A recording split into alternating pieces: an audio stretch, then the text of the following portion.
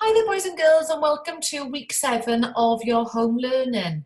I thought this morning we might start off with an activity that I do with my class, and it's just to get us a little bit warmed up. So you're going to try and copy what I am doing. So I wonder if you remember it. So if you're going to stand up straight away, and you are going to rub your hands together.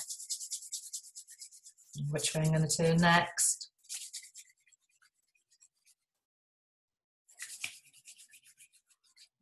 Up. And I wonder if you can remember to clap at the same time. Oh, am I going to do it? When am I going to do it? And okay, I hope that's warmed you up this morning to help you start off with this week's activities.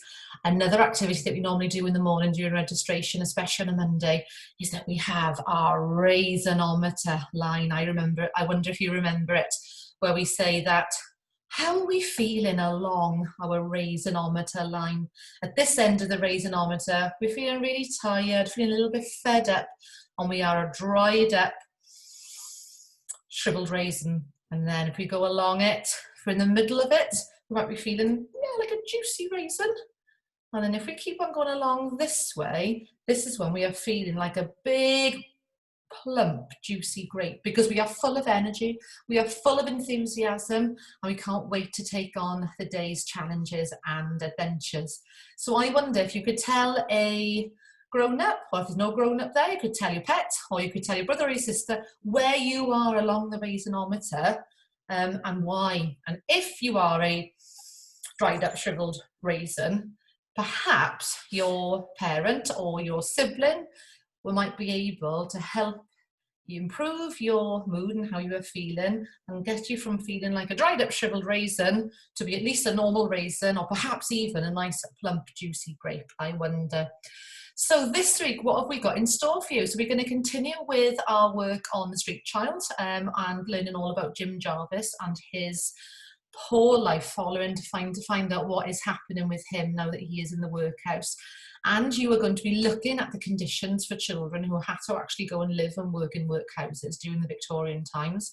You're also going to be looking at the conditions in mines and how children sometimes had to work as young as 5 in in the Victorian times in the mines. And you are going to also have the opportunity to learn about how children used to spend their leisure time during the Victorian times. So the games they used to play and the toys that they used to play with. I don't think they had TikTok or Roblox or Fortnite or Minecraft. I'm not sure what they would make of those games if a Victorian child was to transport into 2020. And then finally, you're also going to have the chance to develop your IT skills, because you're going to have the chance to program a sprite and to use Scratch. So I know that you've all obviously heard the announcement that schools are going to be opening as of Monday the 29th of June. And that's fantastic news. And whilst that is the case, at this very moment in time, we have to be honest with you and say that we don't know how that's going to look in Surrey at the moment. Ms Price and I are going to be going into school this week, and we are going to be measuring up our classrooms to see how many children we would be able to fit in them.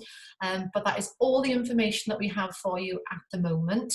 And as soon as we know anything, I can assure you that you will be the first to know. Okay, your parents will have received an email, and it's just asking about whether they are going to be sending you back into school, or whether they're going to be continuing with your home learning for the rest of this term. And obviously each family has a different set of circumstances, so some of you might be returning back to school, whilst others might continue your learning journey in year 4 at home. Okay, so as soon as we know anything, we promise that you will be the first to know. So we really hope that you enjoy the activities that we have organised for you for this week. And as usual, we cannot wait to see your work. Make sure you go to the top of the classwork section and view my work, so that you can see all of the comments that we wrote for your activities from last week. So have a wonderful week, and remember to always get in touch with Miss Price or I via email or Google Classroom if you need help with anything. Hwyl fawr, blwyddyn pedwar. I hope you have a wonderful week. Bye bye.